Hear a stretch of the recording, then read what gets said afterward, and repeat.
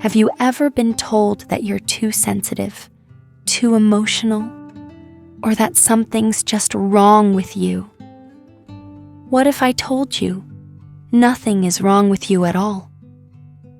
What if your pain, your patterns, your deepest struggles are not flaws, but adaptations? What if the part of you that's been hurting is actually the part of you that loves you the most, begging you to come home to yourself? Today, we're going to uncover the truth about your pain, your past, and your true nature. If you've ever felt unheard, unseen, or like the wounds from your past still hold you back, you're not alone. This space is for you. Here, we heal, we grow, and we rediscover who we truly are, beyond the pain, beyond the past. And if you're ready to step into your healing journey and finally embrace your authentic self, hit that subscribe button.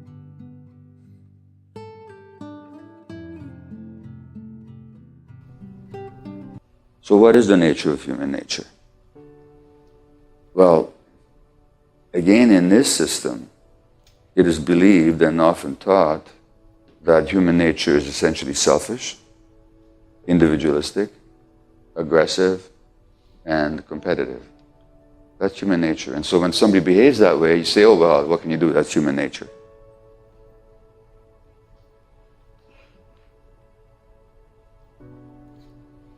But I believe that to speak of that is to make a rather elementary mistake, which is to take this society as the standard of what human beings are supposed to be. It's true that we're taught to behave that way. As a matter of fact, not only are we taught to behave that way, the most successful people in the society do behave that way. That's how they become successful, very often, as we all know, even to the point of threatening our very existence. The selfishness and the aggression and the desire to own and produce more and to control more is jeopardizing our very being. So, yeah, if that's human nature, then what can you do? That's just human nature. But what if that is not human nature? What if that is a distortion of human nature? What if, in fact, our nature demands something else entirely? And now, to look at human nature,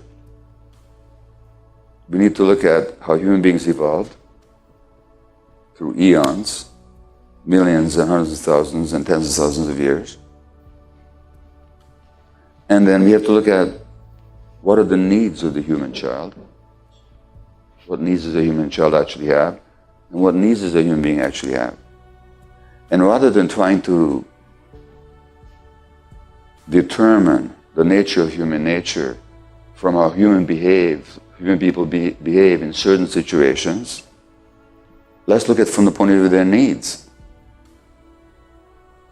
How have we understood that it's not so much that there's a human nature that predicts behavior, but what there actually is a human nature that means that we have certain needs. And if those needs are met, we're going to behave in predictable ways.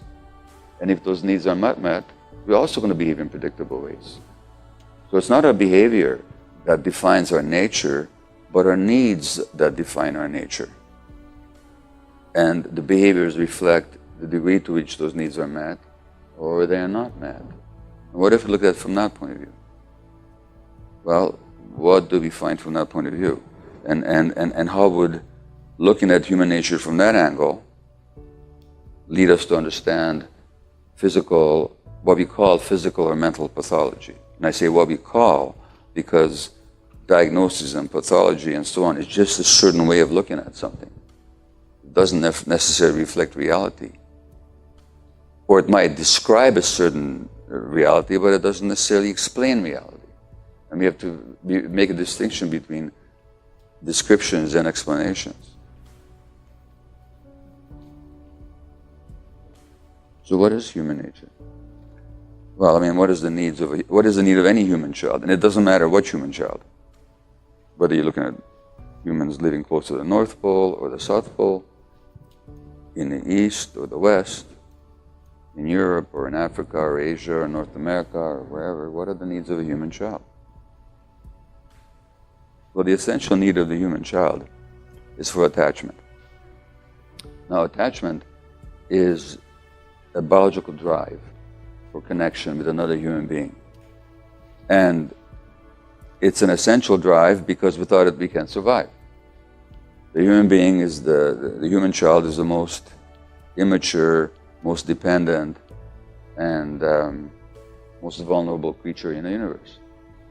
So without somebody looking after her or him, they just don't survive. So that attachment drive, you can say that's part of our human nature. In other words, we're born for love. Another word for attachment is love. Not only the love of the child or the attachment of the child to the parent, but the attachment of the parent to the child. So attachment is this drive that pulls two human beings together for the purpose of being taken care of or for the purpose of taking care of. And of course, attachment also pulls human beings together for reasons throughout the lifespan. So human beings did not live the way we lived through most of human existence. So if that wall in the room represents the beginning of human evolution millions of years ago, and if that wall over there represents our present day, then until this far away from that wall there, we lived in small band hunter-gatherer groupings. 60 to 80 to 100 human beings living together. And that meant that children were always around their parents. Always around their parents. There was no separation. And the reason I'm talking about them is because that's human nature. That's how we evolved. That was our nature. So the first thing is that there's small groups living together, and kids had many adult attachments, many adults looking after them, protecting them, mentoring them. Number one. Number two, the kids were carried everywhere. Number three, they didn't let their kids cry. Now, when I say didn't let them cry, I don't mean that they forbade crying. You can't forbid a 2-month-old from crying. But they wouldn't, if they cried, they were immediately cuddled. Now, here in North America, we actually tell parents, we teach parents not to pick up their kids when they're crying. That's called sleep training. We're actually telling parents, don't pick up your kids when they're crying at night because we want them to sleep through the night. And if you pick them up, they'll learn that they can just wake you up in the middle of the night and, and then you can't go to work in the morning. I'll say something about more of that later. So that's the third thing. They just don't let their kids cry. The fourth thing is, generally, hunter-gatherer groupings don't hit their kids. And if they do, it's only in an acute situation when the kid is about to crawl into an anthill, and you pick him up and you quickly slap him on the bottom, teaching him not to do that. But there's not a question of spanking as punishment. It's very interesting. I'll read you there was a novel published in Canada about the interaction of the European colonists and the native First Nations people. This author actually went back to the documents of the time, and it's a recorded fact that the Europeans were appalled at the parenting practices of the natives because the natives didn't hit their kids. And to the Europeans, this meant sparing the rod, spoiling the child. So in this particular novel, there's a Jesuit that writes home to his superiors in France, and he says about the natives, the sauvages, the savages. Children and dogs run around without care, rolling in the dirt with one another. If there's one thing I will never grow accustomed to, it's the savages' inability to chastise their children. In all my years, I've never even seen an adult raise a hand in anger toward a child. Indeed, this should be one of the first behaviors we must try to modify. So the Europeans were really aghast at the fact that these people didn't hit their kids. So, multiple adult attachments, being with the adults all the time physically, not being hit, and not being allowed to cry. Now, why does a kid cry? We're still talking about human nature here and what happens to it. Why does a kid cry? Well, kids got no other way to ask for help but to cry. So crying is a sign of distress, and what can the distress be over? We're distressed when our needs aren't being met. So if we're hungry, a baby will cry. If they're uncomfortable because the diaper is dirty and wet, they're going to cry. If they need attachment contact, they will cry.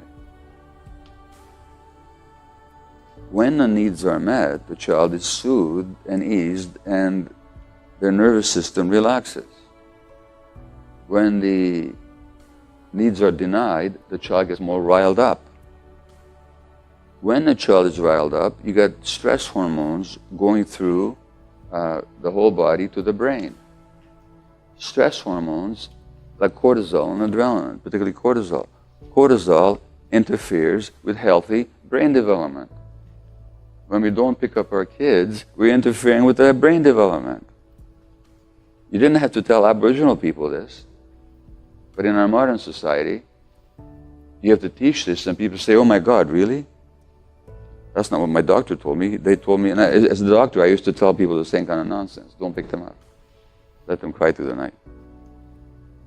So what I'm saying is that the medical science says, we don't know what causes high blood pressure. So out of 100 people, maybe 5 who have high blood pressure because of some other condition, kidney disease or some hormonal disorder. But 95 have what we call essential hypertension. Hypertension is the word for high blood pressure. Essential hypertension is essentially, we don't know what the hell is causing it. That's actually what it means. But slow down for a minute. What if you said the word hypertension slowly? Hypertension. Hypertension. Maybe there's too much tension in these people's lives. And that is affecting the autonomic nervous system. And that is making the blood vessels more narrow. And that increases the pressure that the heart has to exert to get the blood to flow through those narrowed arteries. And maybe that has to do with economic and social and cultural and racial conditions in this country. And the reason I bring up the example of minority groups, like in Canada, for example, when you look at addiction, where I worked in the downtown east side of Vancouver, which is a highly addicted area, about 30% of the people living there, people injecting and ingesting all kinds of drugs down there. And it's more dramatic even than the Tenderloin area of San Francisco, if you visit it. And 30% of the people are First Nations, Aboriginal Canadians, who make up 4 or 5% of the Canadian population. Because they're much more likely to be addicted than anybody else. And the reason I bring up these examples is not because there's anything special about these groups particularly, but that culturally and socially, they've had certain experiences that has imposed much more stress on them as a group than on the rest of the population as a group. And I don't have to tell you about the history in this country. In my country, the Aboriginal children were abducted from their families for 100 years. They were abducted, they were forced to go to these schools where they were sexually and physically abused. And now, when they go back to their communities, sexual and physical abuse is endemic in those communities. And so is therefore is addiction and suicides and mental illness and all this kind of stuff. And the point I'm making with these particular examples is just to show again that human beings are biopsychosocial, spiritual, ecological creatures. And you can't separate the individual malaise from the history, from the multi-generational family trajectory, and from the culture as it is today.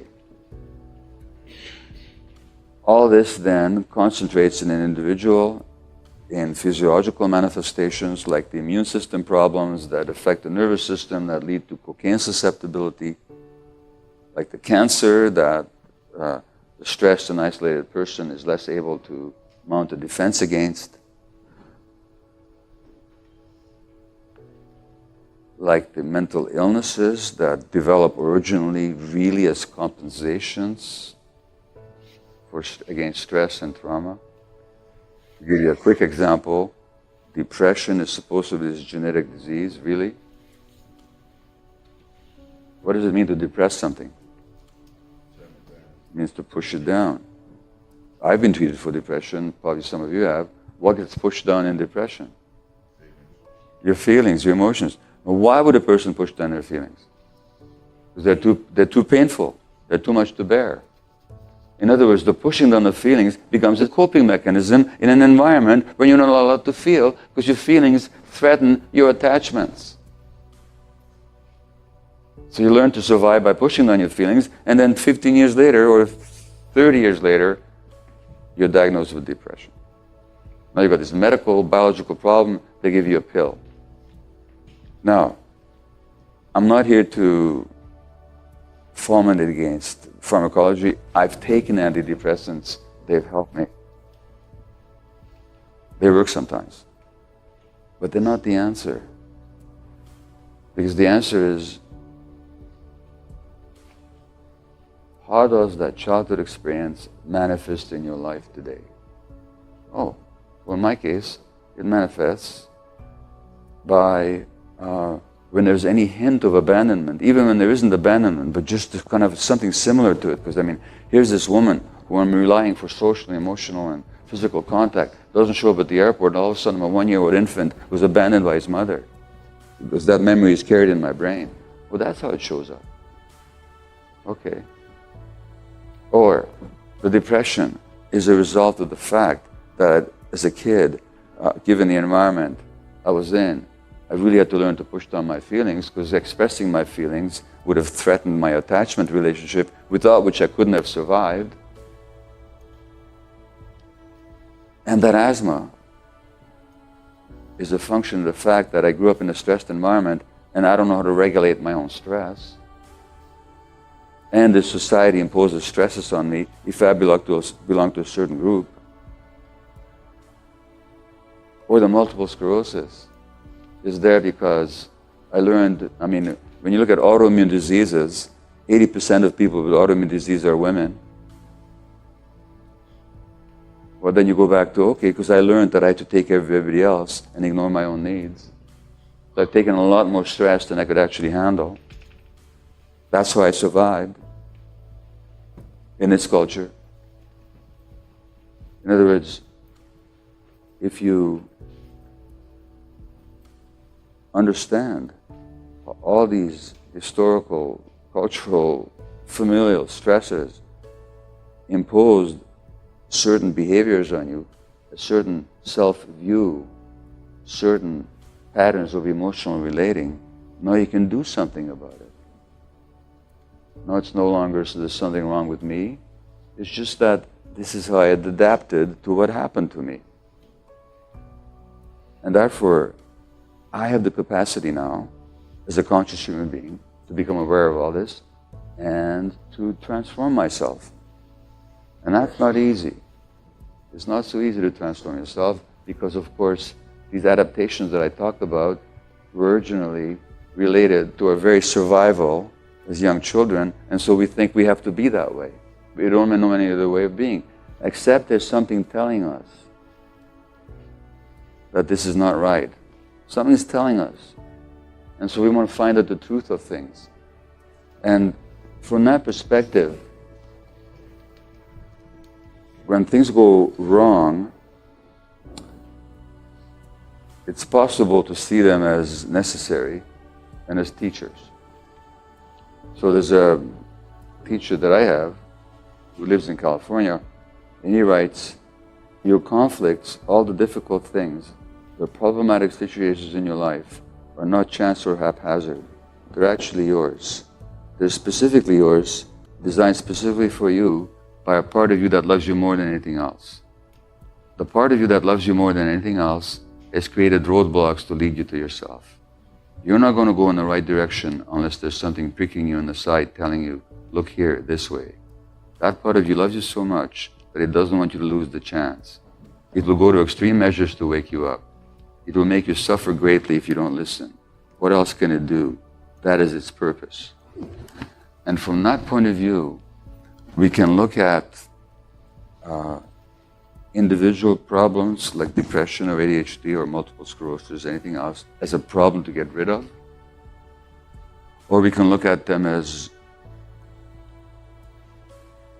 warning signs that we're out of sync with our true nature, that we're misaligned somehow with actually who we are. And that something in us is trying to wake us up.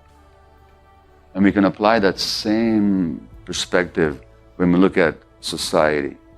So maybe there's a wake up going on right now on the social, economic, and political level, so that we can actually ask ourselves, well, what is our true nature?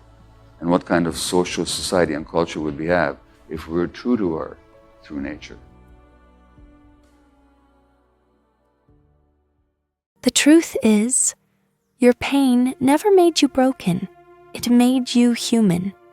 Every wound you carry was once an act of survival, but survival is not your final chapter. You were never meant to stay hidden in patterns that no longer serve you. You were meant to remember, to soften, to come back to the self that existed before the world told you who to be. Healing isn't about becoming someone new. It's about returning to the one you've always been. Healing takes time, and you don't have to do it alone. If this message resonated with you, know that your journey matters. Be gentle with yourself. Keep exploring and surround yourself with support. If you haven't yet, subscribe and join this community. We're in this together. And before you go, comment, I am healing to affirm your growth. You are seen, you are valued, and you are not alone.